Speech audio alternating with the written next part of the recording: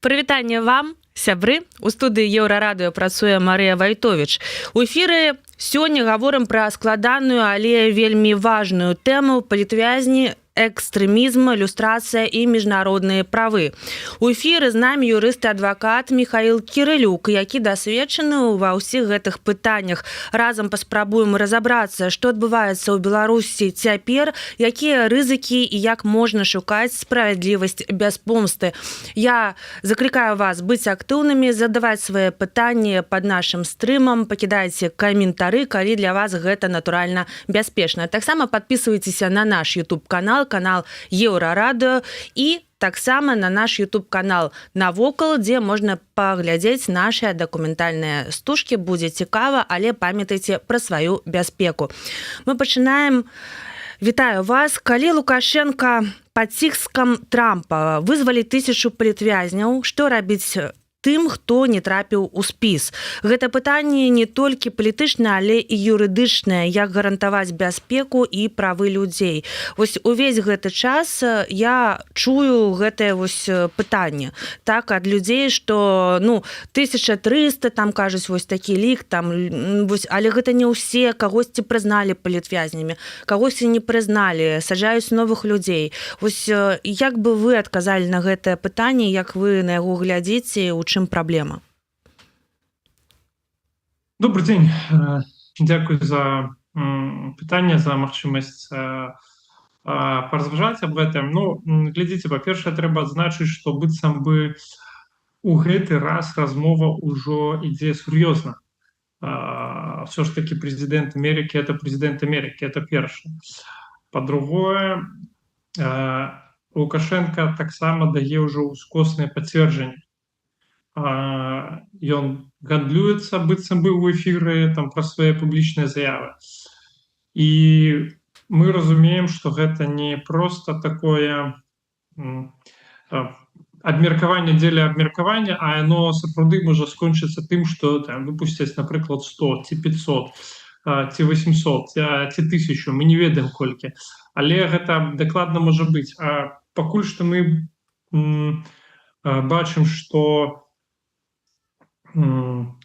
дакладна спіса там і там на 100% гэта не ўзгаднено. Там, калі глядзець там па базовых асновах дыпламатыі, то тады павінна синхронізавацца заявы, і два бакі, там, і беларускі, амерыканскі, павінны выйсці за синхроннымі заявамі аб тым, што яны робяць, а да чаго яны дамовіліся, там паціснуць рукі неяк, хаця б віртуальна.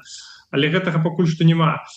Але ж ужо ёсць велізарны прагрэс. І мой прогноз, што калі гэта адбудзецца, калі выпусцяць сапраўды 500 ці 800 ці 1000 чалавек, у нас праз 2-3 дні адбудзецца наступнае, то што праваабаронцаў, якія зараз трымаюць там спіс на 1000 чалавек, яны атрымаюць новы спіс там яшчэ на 1000 чалавек ці на 2. Таму што па розных дадзеных ёсць, напрыклад, там сам жа следчы камітэт сцвярджаў, што там 5 ці 6 тысяч крымінальных спраў узбуджана, і гэта дакладна паказвае, што такіх людзей значна больш. А яшчэ ёсць тыя, хто па эканамічных артыкулах, там, хто па нейкіх іншых артыкулах. І што зараз спыняе гэтых людзей? Тое, што людзі баяцца, і ў іх ёсць усе падставы, то, што калі іх вызначаюць палітычнымі вязнямі, каб да іх блізкіх у турме не пагоршылі рэжым. Але не ўсе ведаюць, што ёсць магчымасць зрабіць гэта без апублікавання дадзеных. Насамрэч, я так не так давно пра гэта даведаўся, але пры абмеркаванні выяснілася, што у праваабарончых цэнтраў, такіх як «Вясна», ёсць магчымасць прыняць, уключить у спіс, але не публікаваць прозвішча, не публікаваць нейкія там дадзеныя, але просто атрымаць дакументы і улічыць гэтага чалавека ў спісах. І я лічу, што это важна. Я вось сваім знаёмым рэкамендую зараз гэта зрабіць. Ну і таму я рэкамендую гэта зрабіць усім гледачам, хто нас глядзіць. Калі вы дагэтуль абсолютно с подставами не уключали сваіх родных у спісы палітвязняў з-за таго, каб ім не пагаршалі рэжым, вы можете гэта зрабіць ананімна, вы можете гэта зрабіць без таго, каб гэта не было апублічана. Вельмі лагічнае пытанне будзе, ці не потым хтосьці не раскрые гэты дадзеныя, ці яны не будуць скрадзеныя. Безумоўна, як ідзе вайна, рызыка ёсць заўсёды, але я хочу звярнуць вашу увагу, што дагэтуль ні разу, ні аднаго разу праваабарончая база Вясны ці нейкіх іншых масавых цэнтраў, там, як буйных, там, як, не ведаю, Amnesty International, але ў нас, здаецца, Вясна самы такі вядомы праваабаронцы цэнтр, які збірае, вядзе гэты спіс. Ні разу не было злому, ні разу ніхто не публічыў нейкія ўнутраныя даныя, калі б гэта былі пацверджаны, што гэта менавіта дадзеныя Вясны скрадзеныя. За 5 год гэтага не было. І зараз, мне было б вельмі прыкра, калі б, напрыклад, мой блізкі сядзеў бы ў турме, выпусцілі тых, хто ёсць у спісе, а яму трэба дасіджваць, таму што не вызначаны, яго няма ў спісе. Вось, таму я звяртаўся, я правяраў, такая магчымасць ёсць, таму рэкамендую, што нават калі гэта не адбудзецца, нават калі з Трампа, можа быць, так і Лукашенко не дамовіцца зараз, але ж усё ж такі гэта шанец. Спадар Михаил, вы так просто разважаеце пра тое, што і раіце людзям, у каго блізкія сядзяць, маюць падставы, так уключаць іх у спіс, але я чула, што гэта не такая простая працэдура. І, напрыклад, калі я ў Беларусі, я не ведаю, што мне рабіць, я гатовая гэтым займацца, і мой там родны, там муж, брат, там нехта яшчэ сёння за кратамі. Якія мае першыя крокі? Я раю толькі тое, што раблю сам. І, напрыклад, там некаторыя знаёмыя звяртаюцца да мяне, бо яны баяцца ў Беларусі гэта рабіць, я гэта раблю з-за мяжы. Гэта таксама можна зрабіць з Беларусі праз VPN, зайсці на сайт Вясны. Там ёсць інструкцыі, там ёсць у тэлеграм-канале Вясны, ёсць кантакты, па якім можна звязацца, яны адказваюць. Вядома, тут можна прымаць усе меры, вычышчаць перапіску. З гэтым можна справіцца, вядома, што гэта небяспечна. Так, як мы жывем, вось у нас у краіне небяспека гэта ўжо працягвацца не першы год. Гэта як быццам бы база, і тут можна гэту небяспеку мінімізаваць, калі рабіць усё правільна. Вось я да гэтага заклікаю, безумоўна, гэта трэба рабіць праз VPN і вычышчаць гісторыю, вось усё. Там не... Яшчэ раз падкрэслю, у нас не было пакуль што ніякіх кейсаў, дзе мы маглі бы пабачыць унутраныя базы Вясны і сказаць, што вось яны папалі там да кагосьці. Хаця перыядычна, вядома, у базе гэтым застрашае. Запужваем. Ці ёсць яшчэ нейкія юрыдычныя ці проста іншыя нейкія магчымасці дапамагчы людзям, якія сядзяць па палітыцы, так, за палітыку у беларускіх турмах і калоніях, апынуцца ў гэтых спісах вызваленых, калі яны ўсё ж такі не палітвязні, іх такімі ніхто не прызнаў? Глядзіце, калі ёсць фактычныя абставіны, якія пацверджуюць, што гэты чалавек сядзіць за палітыку, да, ёсць доказы, трэба іх даваць, трэба іх дадаваць. Вядома, што палітвязням не вызнаюць проста таму, што я кажу, што я палітвязень, таму што гэтак бы усе тысячи злачынцаў падалі бы такую заяву і там дамагаліся бы, каб іх там на наступных перамовах Трамп уключаў спісы. Але ж я магу сказаць, што доказы таго, што гэта палітычны пераслед, можна і трэба прадастаўляць, калі вы сапраўды хаціце, каб вы папалі ў гэтыя спісы абмену. І гэта можа быць паказанне сведкаў, гэта можа быць фота, відэо, гэта можа быць ведаеце, мы тут нават на міжнародную ахову, дзе шмат больш вышэйшы ўзровень доказаў, прадстаўлялі доказы сведкаў у тым на выглядзе, калі чалавек пісаў на паперы, што я як сведак бачу тое, што чалавека, напрыклад, там збівалі, пасадзілі ў турму, там не выдалі дакументы, і гэта таксама прымаецца. Я буду задаваць такія вельмі простыя пытанні чалавечыя, якія я разумею, што шмат людзей просто не арыентуюцца ў сітуацыі. Вядома. І мы разумеем, што ну окей, добра, калі ёсць нейкія доказы, нехта можа пацвердзіць, нехта яшчэ, але вось няма доказаў, ці няма людзей, якія могуць упісацца за тых, хто сядзіць за кратам. Ну няма ў яго там, не ведаю, бацькі падтрымліваюць рэжым, напрыклад, блізкія з'ехалі, ну і ўсё, і некаму там за чалавека уступіцца.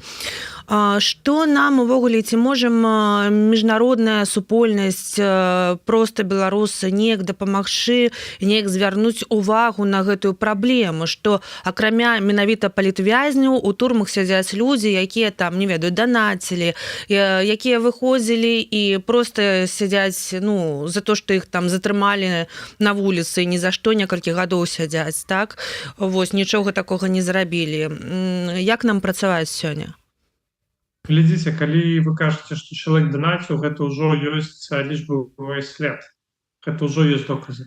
Калі вы кажаце, што чалавека затрымалі на вуліцы, но таксама доказы гэтаму можна знайсці.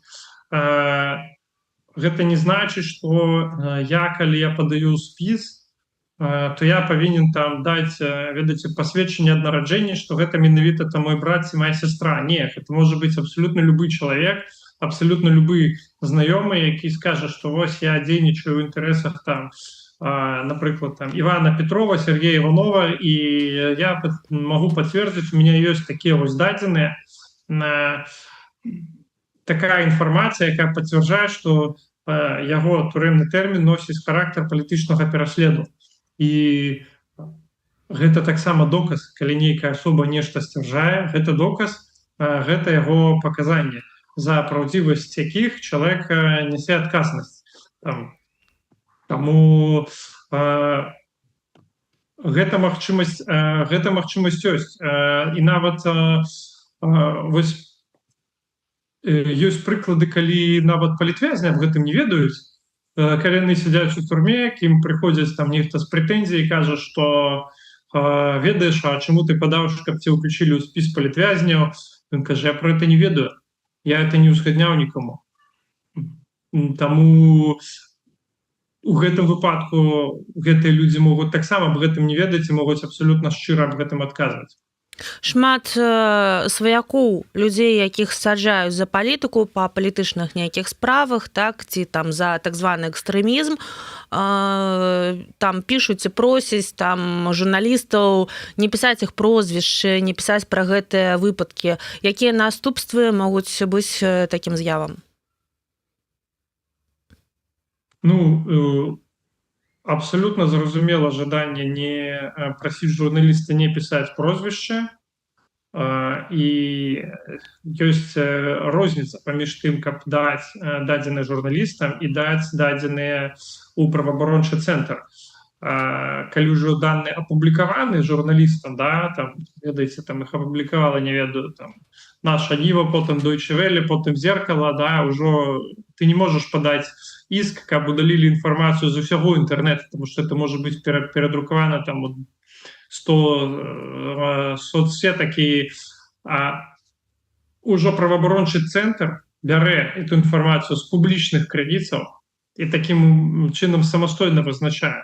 Калі я не кажу аб тым, што табе абавязкова трэба быць вядомым, каб тебе вызначылі. Ты можаш быць у спісе, і пра цябе будзе ведаць толькі той чалавек, які складаў гэты спіс, і цябе не будзе у медыа, цябе не будзе на сайце вясны. Вось гэта магчыма.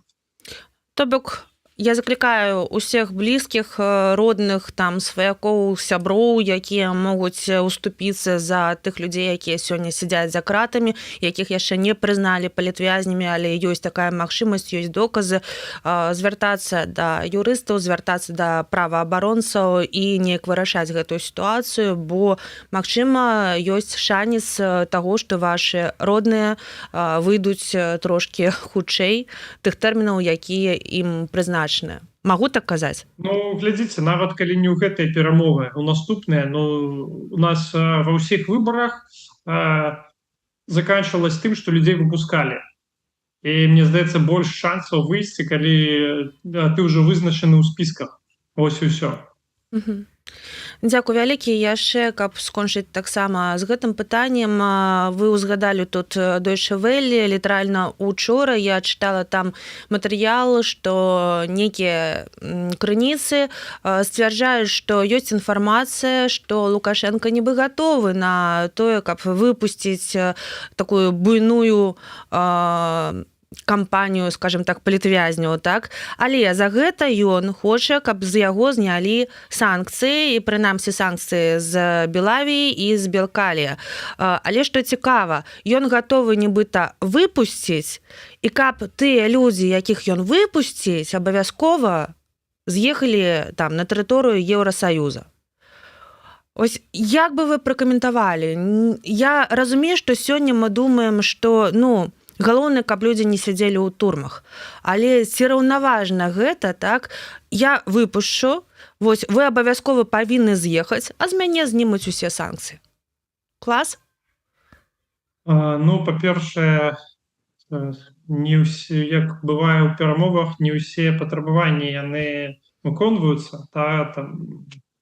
Хутчэй за ўсё бывае то, што кожны з бакоў ідзе на саступкі. Таму калі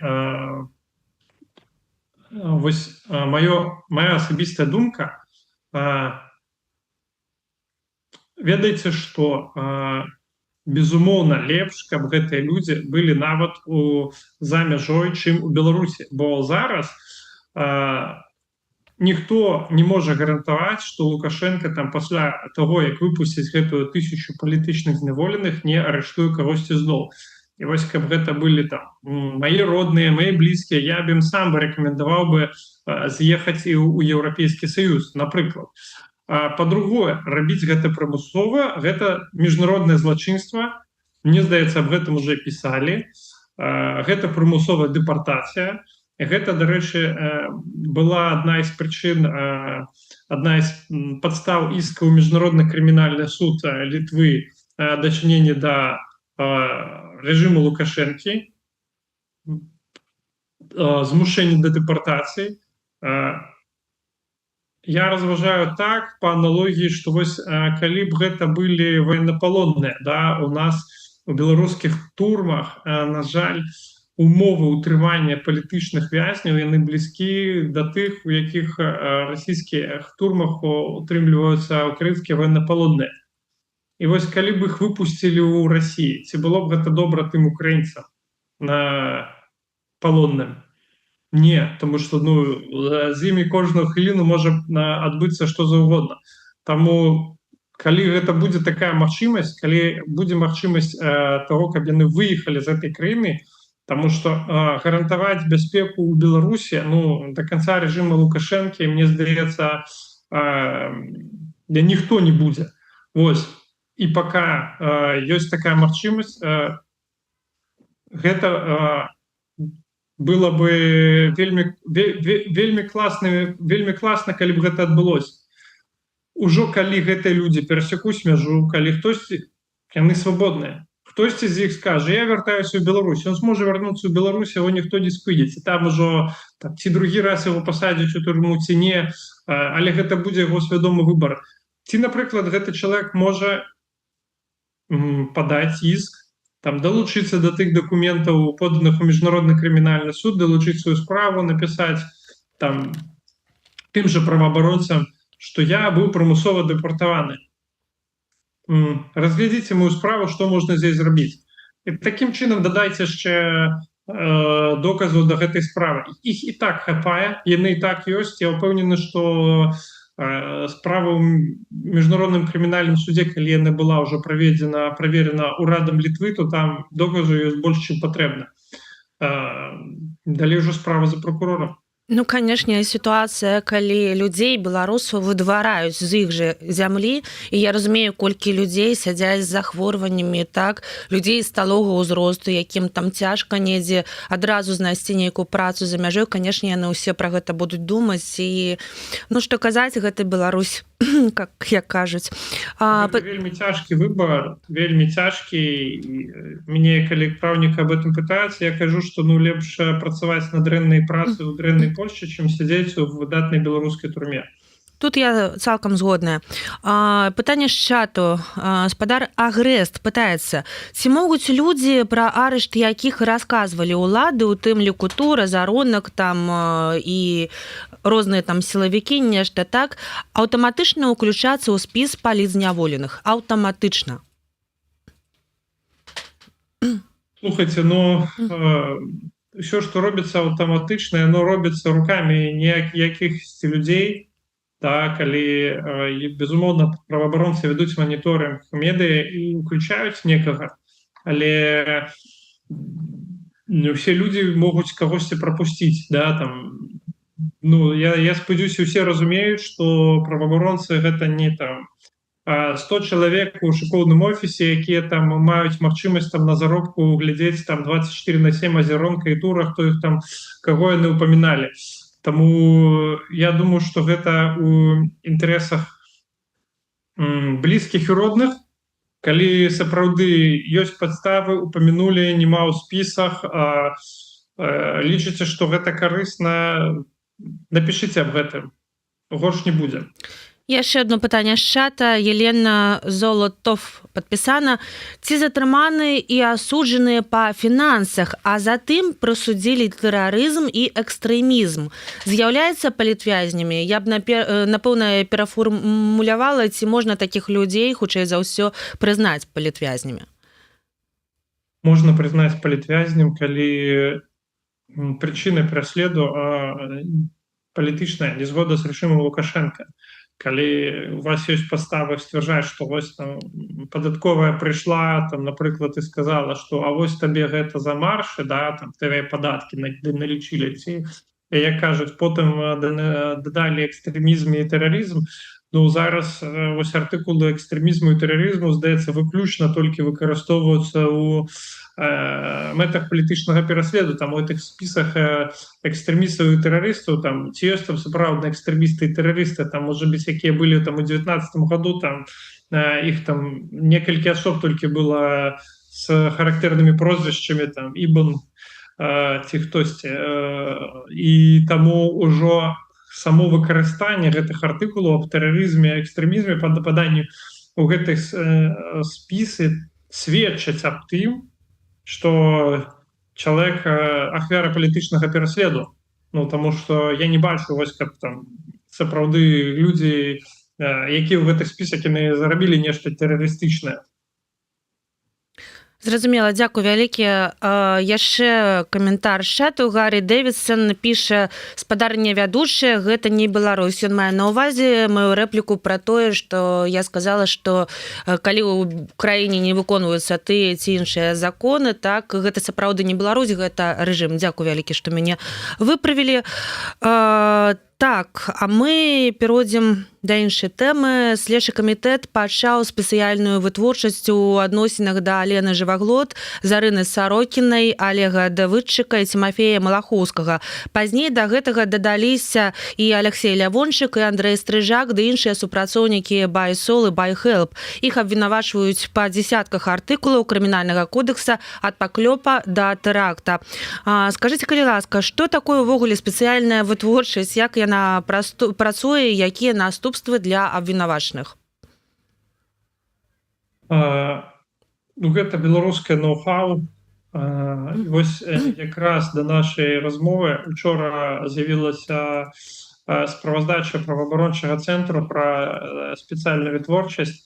Там на 40 сторонак тэксту, калі камусьці цікава, то здаецца, міжнародны камітэт супрацькатавання яго апублікаваў.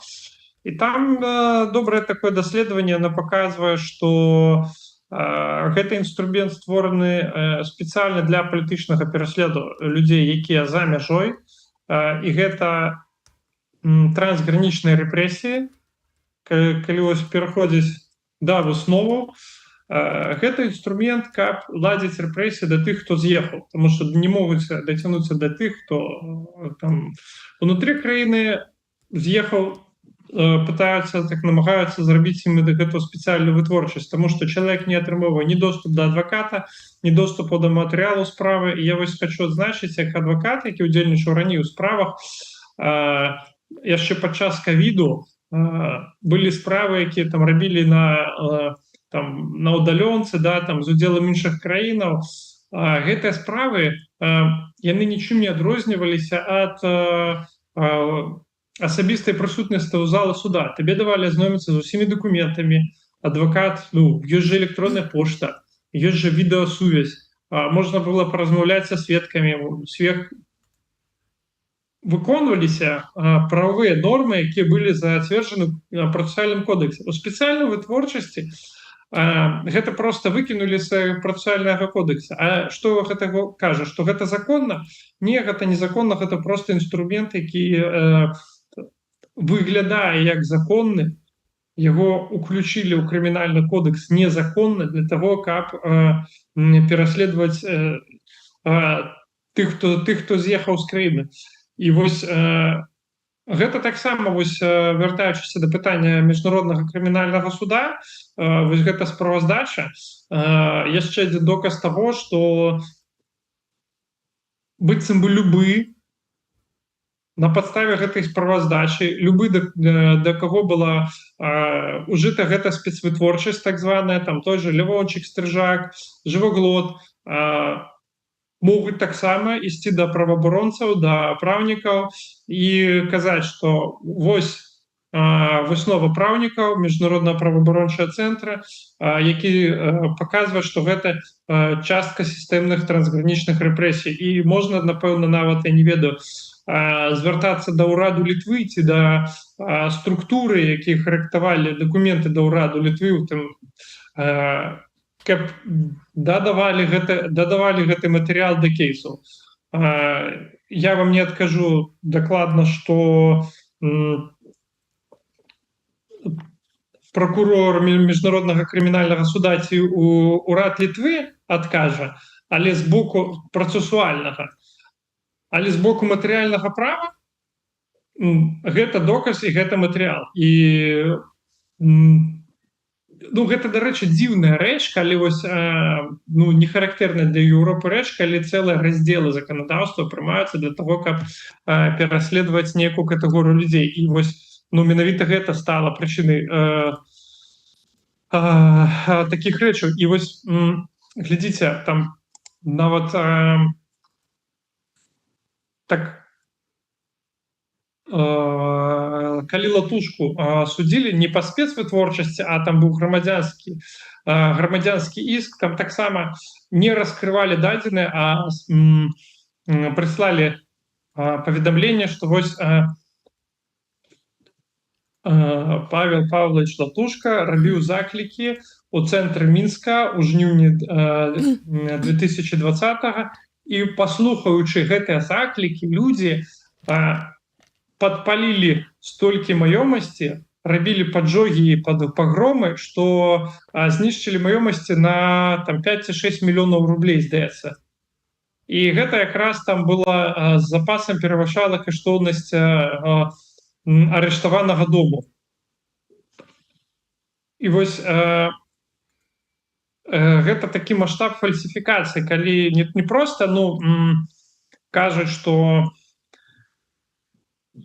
там былі масавыя пратэсты, чалавеку кажуць, ты быў там, ён кажа, не, я не быў, ты перапыняў рух, не перапыняў рух. Само, калі сама з'ява адбывалася, але пытанне ўдзелу ў гэтым чалавека і пытанне то, што чалавек рабіў на самай справе, гэта не злачынства, бо яно не несло ніякай грамадскай небяспекі. А гэта пытанне ў тым, што усё тое, што яны сачынілі, усяго гэтага ў рэальнасці ніколі не адбывалася. Не было ніякіх пагромаў, не было ніякіх падпалаў, нішто не гарэла ў цэнтры мінска, да. І вось як сувязаць гэтыя две рэчы, тое, што яны зараз не выкрываюць нават ні прозвішчы суддзі, ні прозвішчы прокурора, ні прозвішчы следчага. Раней чалавек мог атрымаць доступ і даведацца, хто следчы, хто вядзе справу, хто сведкі, хто сведчыць аб тым, што ён нешта падпаліў, да, напрыклад, там, ці матам ругаўся, да, там, іх калісьці там этих сведкаў нават там прозвішчы былі, потым іх там пачалі перакручваць, пісаць, што там прозвішча не раскрываецца на пытанню бяспекі, але ж зразумела, што мы не бачым у навейшай гісторыі Беларусі ніводнага выпадка, каб, напрыклад, нейкі палітвязень выйшаў з турмы, напаў на абапаўца, там збіў яго, згвалціў, гэта ты на мяне даваў лжывыя сведкі. Не было такіх прычын. Прычыны, чаму яны не пішуць свае прозвішча і чаму іх вельмі цяжка знайсці, я думаю, што яны больш банальныя, гэта страх того, што калі ўлада зменіцца, прыйдзе новая ўлада, суды будуць пераглядаць, і іх прозвішчы яны ўжо стануць прадметам разглядання судовай справы, бо это фальсіфікацыя, заведама ложны прысуд, заведама ложнае абвінавачанне, калі яно пацягнула цяжкія наступствы, гэта да 10 год турмы можа быць. І вось я думаю, гэта іх і вымусіла то, што яны намагаюцца быць ананімнымі, і мы, здаецца, як у той кніжкі Оруэлла, прысуд вынесены саветам невядомых айцоў. Хто суддзя, хто прокурор. Я думаю, што яны разумеюць, што, напрыклад, який бы ні быў лёс Лукашенка, там, ён можа дамовіцца з Трампам, ён можа, там, не ведаю, паехаць у Расію, як Януковіч, ён можа там памірэць у сваёй пасцелі, можа быць што заўгодна, але яны большасці сваёй маладзейшай за Лукашенка, і хто б не прыйшоў на месца Лукашенка, вось да іх могуць наступіць наступствы. І гэта такая, і вось гэта такое намаганне схаваць свае злачынствы, прыкрываясь там спецыяльным раздзелам крымінальнага кодексу. Ну і раз мы ўжо пачалі гэтую тэму, я прапаную перайсці да наступнага нашага блоку заяўленых тэм. Спецтворчасці паказваюць, як дзяржава карае актывістаў, але гэта ўздымае пытанне люстрацыі, як забяспечыць справядлівасць пасля змены ўлады. І прапаную пачаць з пытання з чата. Тацяна Лукашук пытаецца, а якія наступствы, што гэтыя вось людзі парушаюць, так, для тых з рэжыму, хто арганізаваў і робіць вось гэтыя спецдаследаванні менавіта. Ну, я думаю, вось тое, што мы пачалі ўжо, так, якія наступствы для тых, хто карае. Ну, это крымінальная адказнасць.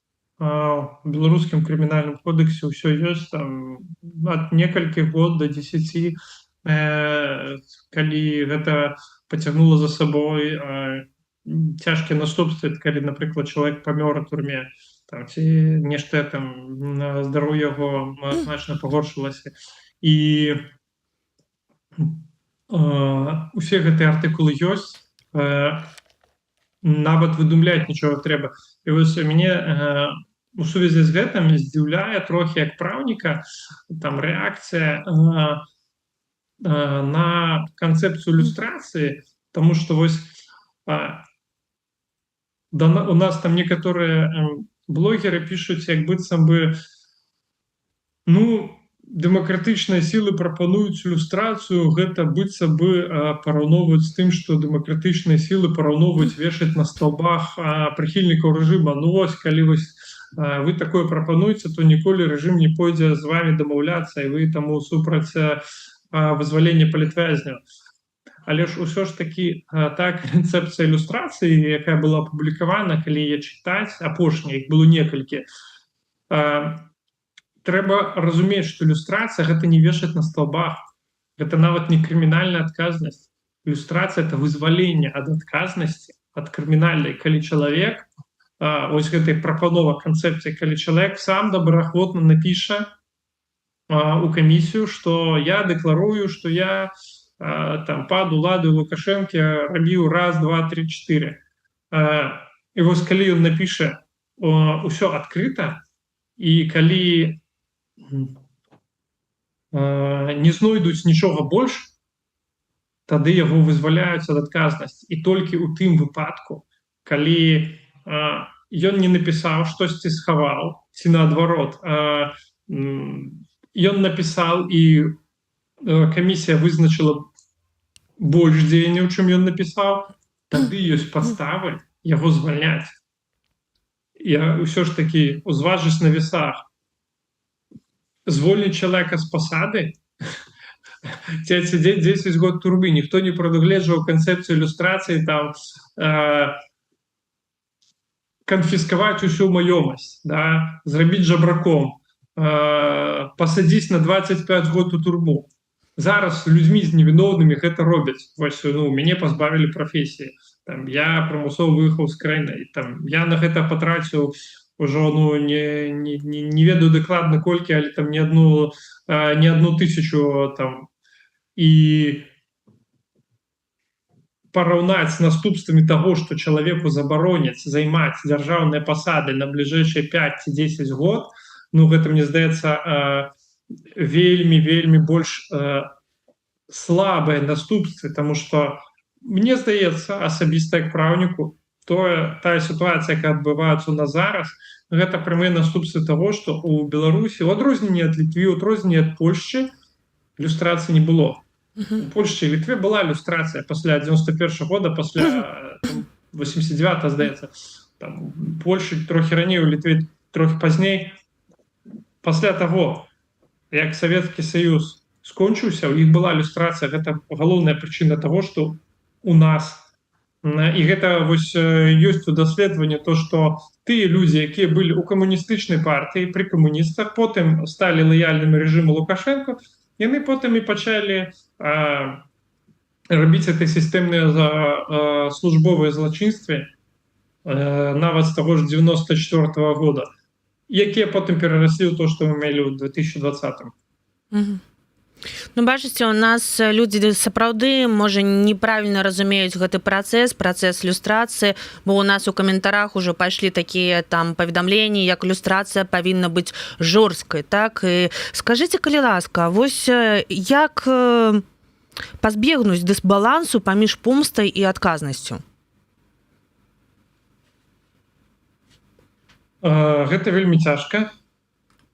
І для гэтага вось робіцца гэтая канцэпцыя, каб яны зараз абмяркоўваліся, тому што гэта не першая, там, мне здаецца, 1 ці 2 ўжо прымалася каардынацыйнай рады. Вось гэтая трэцяя, якая там прапанована праўнікамі офіса Ціхановскай, яна, здаецца, самая мяккая. І асабіста ў мяне думка, калі б я быў у складзе аўтараў, то я б сапраўды рабіў бы больш такія, ну, сур'ёзныя наступствы. Я, напрыклад, паслядоўна выступаю за тое, каб нікога там ні з суддзяў, напрыклад, ні з КГБ беларускага не застаўляць на сваіх пасадах. Да, гэта практыка, яна можа там не падабацца камусьці ў еўрапейскім судзе. Еўрапейскі суд па правах чалавека не абараняе нашы правы, на жаль, і ён не разумее усю цяжкасць сітуацыі. Калі параўноўваць, тут гаворка ідзе пра тое, што дзяржава, як яна зможа узрадзіцца, ці яна зноў скаціцца ў гэты рускі мір і лукашызм пасля таго, як будзе магчымасць перайсці да дэмакратычных пераменаў. Вось, калі глядзець, гэтым людзям не забараняюць там практыкаваць права. Да? У некаторых странах, ёсць у прыкладзе канцэпцыі ва ўсходняй Еўропе, людзям, якія дзесьці працавалі ў КГБ, ім нават адвакатамі забаранялі быць. Да? Там, суддзямі, адвакатамі практыкаваць права, займаць любыя дзяржаўныя там высокія пасады. У гэтай канцэпцыі, якая выпушчана, Гэта просто забарона ідзе на 5 ці на 10 год у залежнасці займаць дзяржаўныя пасады. Ты можаш ісці ў прыватны бізнес, ты можаш становіцца там праўнікам, ты можаш ісці працаваць там у прыватнае прадпрыемства, ты можаш ісці працаваць у дзяржаўнае прадпрыемства, але не на дзяржаўную службу. Тебе ніхто не робіць жабраком, тебе ніхто не выганяе з краіны, тебе ніхто не рассылае указівкі. Зараз робіцца па райисполкомам, што вось гэтых людзей не працу не браць нікуды. І людзі там сутыкаюцца з сітуацыямі, што нават там дворнікамі не могуць на працу усталявацца. Таму вось у кожнай краіны гэта робіць па-свойму. Задача аўтараў, задача там усіх беларусаў, каб калі вось гэту канцэпцыю большасць беларусаў і тых, хто зараз на баку рэжыма, і тых, хто зараз на баку дэмакратычных сіл, калі большасць будзе ўспрымаць справядлівай, тады яна будзе выконваць і тады яна спрацуе. Давайте разбярем коротко конкретны прыклад, каб было вось бачна.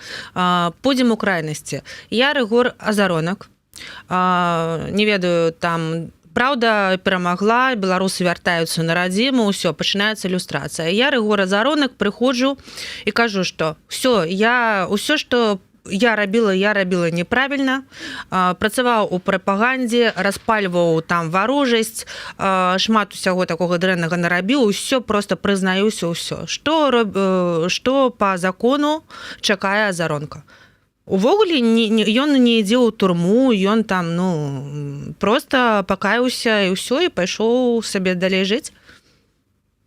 Глядзіце, калі мы глядзім такі прыклад, то я думаю, што да Рыгора Азаронка будзе яшчэ шэраг персанальных іскаў, напрыклад, ад асоб, якіх ён там персанальна заклікаў забіць, згвалціць, павесіць, вывесці кудысьці. І я лічу, што гэтая справа павінна разглядацца судом. Гэтая справа павінна разглядацца судом. І вось калі, напрыклад, ён там на судзе прынясе свае прабачэнне, там, не ведаю, кампенсуе шкоду,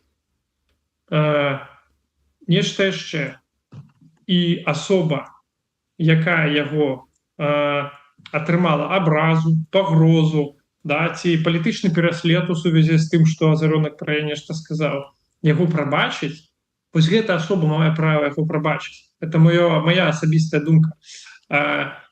Тады суддзя можа пазбавіць яго крымінальнай адказнасці. Зноў-такі, па дзейнічаму крымінальнаму кодексу, гэта зноў-такі можа пазбавіць адказнасці, а можа не пазбавіць. Можа сказаць, што мы прымаем гэта як вы прымірыліся, это зараз ёсць такой практыкі, у крымінальнай Беларусі было дагэтуль. Вы прымірыліся, гэта смягчаючыя абставіны, мы вам даем меншы тэрмін.